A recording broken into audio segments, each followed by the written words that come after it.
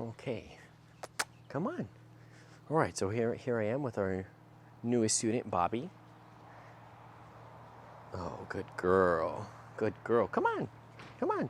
So, Bobby's pretty insecure. You can even see in her body language here, you know, her head is down, her tail is down. But come on, Oma. Just because she hasn't gotten the correct direction that she needs during certain situations, right? Or just, you know, navigating, going through life, she hasn't gotten the correct direction to develop the right understanding of, you know, the world, right? So come on, Oma. Come on. So here you're going to see she won't take the food, right? Come on, let's go. So she's not taking the treats. So again, we've talked about that. The brain will not allow them to take food whenever they're in this state of mind, right? So come on. So it's not a problem, though. It's not a problem. We can go ahead and continue to start working on things. So this is a little bit of a different approach here than something that we just talked about, broke down with Ronnie. Okay, my approach here with Bobby is going to be kind of opposite of Ronnie because Ronnie's not really insecure. We're just trying to build Ronnie's work ethic and ability to pay attention. We need to do that same thing here, but Bobby's insecure. Come on. So I don't really want to just be kind of letting her, good girl, like that yawn there. I don't really want to just be letting her kind of just sit here and sort of manifest in her thoughts and her insecurities as she's hearing things. I want to keep her brain moving, right? Moving forward. So come on. The only way we're going to be doing that is by having her follow us. Come on. And just continuing to move. So the more that we do this, the less time that she has to worry about whatever she can hear, right? So, and that's going to go so good, right? Come on. Come on. Good. So the good thing here is that, again, she's willing to take some direction on the leash and willing to follow with that directional pressure. Come on, let's go. Come on. So I am still, you know, luring her in terms of, come on, let's go. Giving her some type of verbal, giving her that energy and the tone. Come on, let's go. And then giving her a little guidance on the leash to follow, right? Come on. Good girl.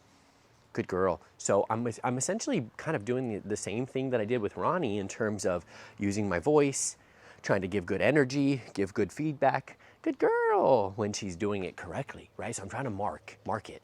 So even though, good girl, come on. Even though she won't take the food, well, I can still use, come on, good girl, my tone and my energy as a reward. Come on, good girl. So again, this essentially, we have the same goals as we do with Ronnie or any other dog, right? My goal with her is to build her confidence by teaching her skills and teaching her to take direction and give her the correct guidance so that we can build her confidence, right? So I need to build her confidence by taking control. Essentially, I have to take control of everything and just work on everything that we just said. Good girl, come on. Come on. So here, essentially, good girl, come on. It's taking control, right? So meaning I don't want to just sit here again. Good girl. Something like this where we would just kind of be sitting here and then now she's kind of manifesting in her thoughts. We've already done some of that where we're just hanging out in the yard first couple days, just spending time with each other, getting to know each other. She would lay next to me, lay next to Cynthia, we're petting her and just relaxing. So we have done some of that. So, okay, come on. But you know, I also think that we can go ahead and start to help the dog get out of that state of mind a lot quicker than just sort of sitting there and waiting for them to sort of like fully open up. Guys, that can take you a whole week or longer if you're just gonna sit with the dog the whole time and kind of just work at it on their pace. So we're still, come on, we're still working at their pace, but I am taking control of the overall interactions, right? Good girl, come on. Because I can see, again, her feedback that she's giving me. Come on, let's go. Come on. Is that, look, she picks up. She's willing to try. Good girl. Look, I can bring her to a stop. Sit. Good. Have her sit. I mean, it was ever so slight tail wag there. Okay, come on, let's go. So I can see that she can get out of that insecure state of mind. She can. Come on, let's go. So let's try again right here. Bobby, sit. Yeah, good girl. Okay, come on. Come on, let's go. So guys, doing all this right here again already starts to boost the dog's confidence. Okay, come on. They're working, they're getting feedback, they're trying hard, they're trying at something, right? Sit. Good, good. Come on. Good girl, right? We're not just sitting on the couch and petting our insecure dog, guys. That's why we have the problem in the first place. That's how the problem was created, right? Because, Come on, we're not challenging our dog. We're not boosting confidence through teaching and sit. Good, and trial and error. Good, let's go. Good girl, let's go. And, you know, giving them the direction, showing them how to work, how to follow, giving them some purpose, right? That's how we're gonna build our dog's confidence there. Sit. Good girl, good. Come on, let's go, come on, let's go. Good girl. Bobby, yeah, good girl. So there we go, the mouth starting to open. Sit, that's what we're wanting. Good girl. So you see, look, mouth is closed again. Okay, come on. So mouth closed is tension, right? Come on, let's go.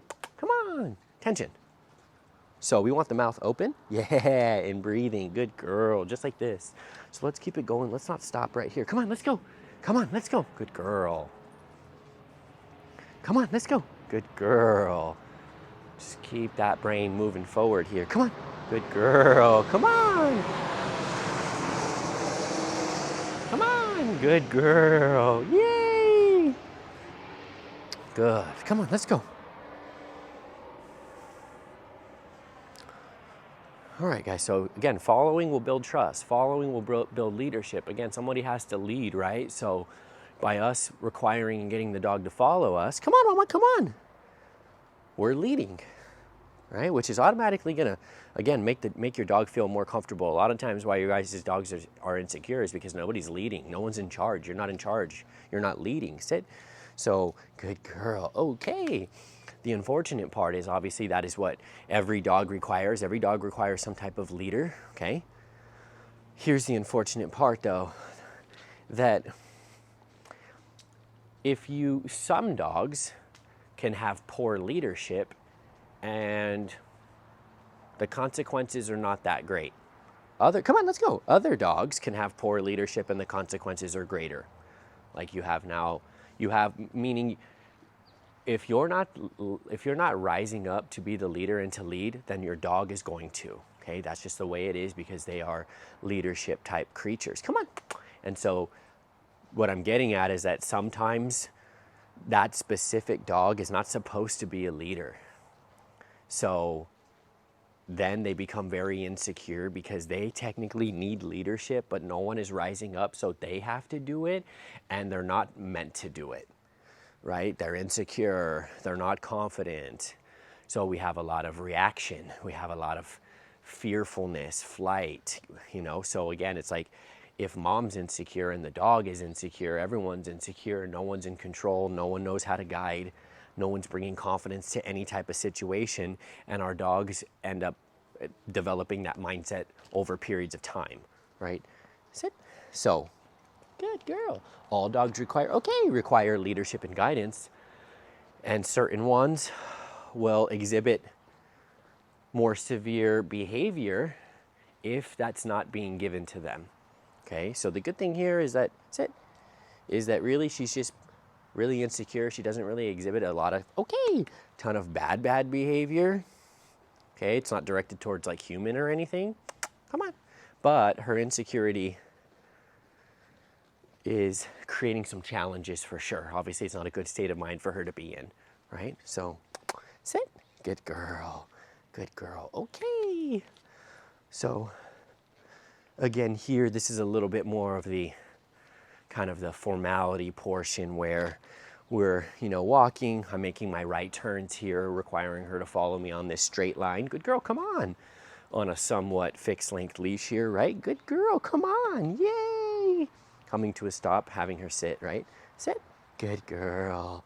So yes, a little more formality on how we want to do things, lining her up right here, starting to condition stopping by my side, right? Good girl. Good girl. But that's because she's willing to give it. If the dog is willing to give it, we're going to be working and asking for it, right? So if they're not, a little bit of navigation, a little bit of some problem solving that we need to do to work on wherever state the dog is at the moment, and then we can make our progress and roll it over to the next stage, right? Good girl. Good girl. So again, always remember that you're developing your relationship with your dog 24/7. So this is how her and I are developing our relationship, right? This is how her and Cynthia are developing their relationship. So when we start off at the beginning like this, like it's a lot easier, right? It's a lot easier. I mean, yes, our dogs they're not used to doing this, but it's so much easier when this is the beginning of your relationship and you develop it in this manner than if you don't, and then you try to, change it up later, right? Good girl, good girl, good girl. Yay! So we're gonna have to do a little bit more of this, okay? A little bit more of same reps, same reps, same reps, same reps, getting her out of her head, getting her to follow us. And then, okay, and then she'll be in the right state of mind to be adding on.